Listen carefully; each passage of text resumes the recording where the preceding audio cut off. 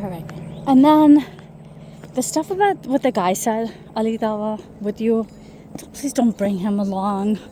It was just a bit painful to listen to him. Like, why can't a woman lead? What if she has her period then and there and everything leaks out on the carpet and it's dirty? Like, really? Just don't. Don't.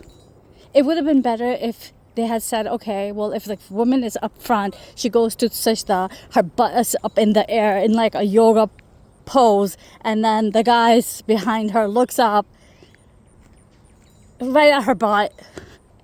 That's those.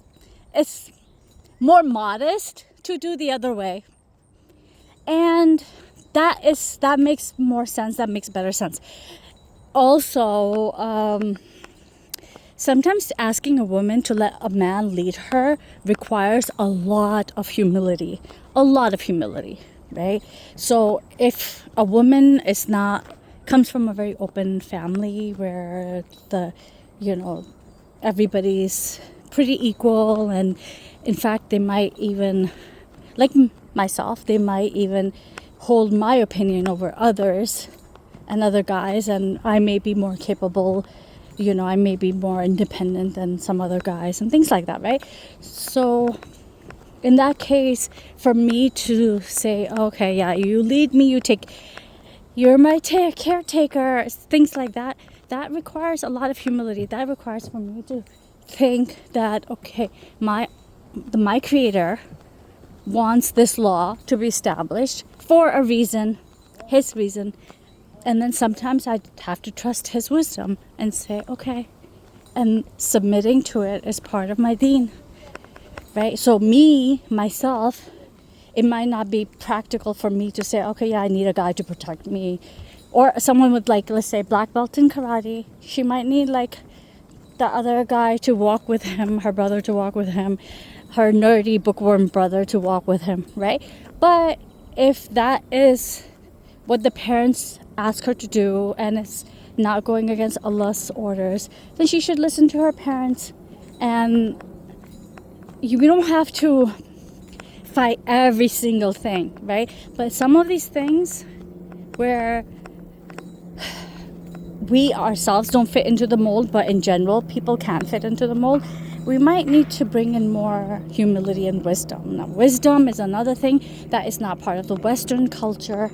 I'm not saying it's exactly there in the Eastern culture, it's prevalent at these days, but it's not like that's one barakah I sense that Allah has taken off of the Western countries. So it's not part of us either. And we bring that cultural baggage, right? So if you're raised in the West, you have Western cultural baggage, and then your parents are from the Southeast, you have those cultural baggages, right? And the best, that's why I said Islam helps navigate that. And it's not good to, bring yourself down, your deen down. If that is her deen, if that is who she is, then she should learn about it. I would suggest to her to learn about it, or anybody else to learn about it. Don't bring yourself down. We've got a lot of that going on anyway, right? Ali Dawah, please do not again have the other guy over. It was just weird listening to him. It did not make sense. I'm not doubting his intentions, but bro, he didn't know what he was talking about. He just said things that made sense to him, and it made sense to him. It might not be something that could relate to a general population or population of women, or especially what that girl was talking about, right? So it would have an opposite effect. Let him be in his own world. And yes, we have that diversity. We have all kinds of people, right? And that is why I wanted to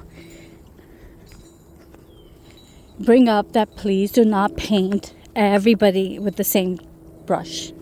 So I'm also from the Southeast culture. I love my deen.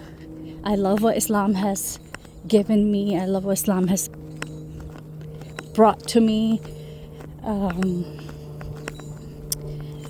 I really didn't appreciate the bashing of it, because those questions didn't seem to have a direction, right? So if it is to say that, oh, Islam is oppressive towards women, that's so not true. In fact, the Western culture is more oppressive, because it's where everybody's expected to work and chip in and pay for the bill. So if I earn $1,000 in my next paycheck, I have to pay the mortgage with it. I can't just keep it to myself and go shopping and go to a salon and get a massage or spend it with my girlfriends and things like that. I can't do that then, right? But Islamically, oh yeah, I can. I don't even need to spend it on my kids, right? That's me. I can buy a painting that I've always wanted. I can, it's for me. No one can question it. That's my right.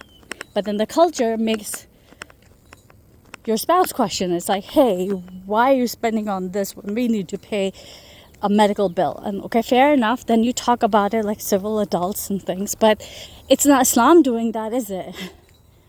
What Islam gives me is far more luxury, care, concern, well-being, a lot of that. And when people step on my boundaries in the name of Islam as my caretakers, I can tell them, hey, nope, here's what Allah says, here's what Allah has commanded, and there's where I'm going to put the boundary line. Don't cross it, right? Unless I do, So, yeah, let's not do that. I thought that was very unfair, very oppressive. It doesn't matter if a guy's doing it or a girl's doing it, because oppression is oppression, it's wrong. So in this case, the sister did it. And I felt bad about it, because it was my deen as well. Not just her deen, mine as well. And it belongs to so many people. So, and then again, the other guy, Ali Dawah, I know you got the message. Yeah, he's not a representation of our deen as well. No one person is. It's fine, but just don't bring him again, especially for women's issues.